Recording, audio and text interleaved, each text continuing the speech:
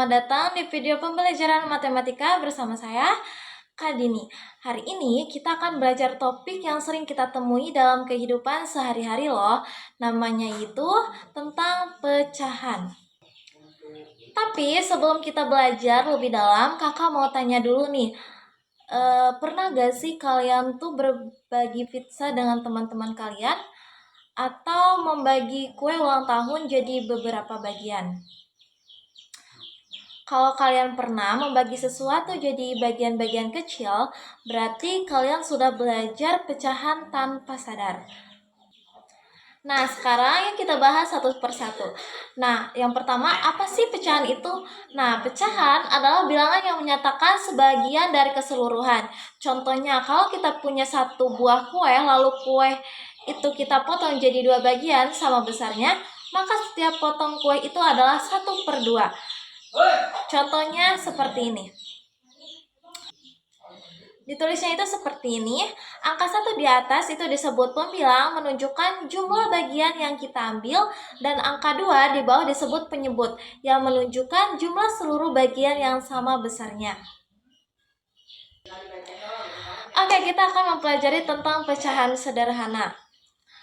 Contohnya, kalau kita bagi sesuatu jadi 4 bagian sama besarnya, maka setiap bagian itu disebut 1/4. Nah, ditulisnya itu bakal seperti ini. Nah, kalau misalnya kita dibagi menjadi 3 bagian sama besarnya disebut 1/3, maka ditulisnya akan seperti ini. Nah, kalau dibagi 8 bagian disebut 1/8 dan ditulisnya seperti ini. Nah, untuk yang selanjutnya kita mari lihat pizza yang udah dibagi menjadi 3 dan juga 4 bagian. Maka semakin banyak bagian, maka setiap bagian itu akan semakin kecil. Yang selanjutnya kita akan mempelajari tentang pecahan dalam kehidupan sehari-hari. Nah, pecahan itu tidak hanya ada dalam buku pelajaran loh. Coba kita lihat contohnya di kehidupan sehari-hari. Contohnya, teman kamu saat ulang tahun, kue itu kan dibagi menjadi 6 potong. Kamu makan 2 potong, berarti kamu itu memakan 2/6 bagian kue. Nah, yang selanjutnya contohnya yaitu buah semangka dipotong menjadi 4 bagian. Contohnya kakak itu makan 1 potong, maka kakak itu memakan 1/4 semangka. Nah, bukan hanya makanan aja yang bisa dibagi, itu waktu juga bisa dibagi. Nah, sejam itu berarti kan 60 menit. Nah, kalau kamu belajar selama 30 menit, berarti kamu itu belajar selama 1/2 jam.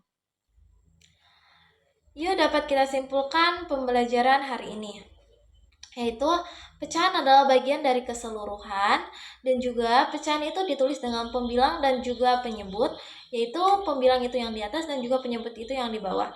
Nah, pecahan itu sering kita temui juga dalam makanan, waktu, dan juga benda-benda yang ada dalam kehidupan sehari-hari. Dan juga kalau misalnya semakin besar penyebutnya, semakin kecil juga bagian pecahannya. Oke, hari ini kita sudah belajar pecahan dengan cara yang seru dan juga sangat menyenangkan kan? Ingat ya, matematika itu tidak selalu tentang angka yang rumit. Kalau kita paham dasarnya, kita juga bisa memecahkan masalah dengan mudah. Terus belajar, terus semangat, dan jangan takut bertanya. Sampai jumpa di video pembelajaran matematika selanjutnya. Bye-bye!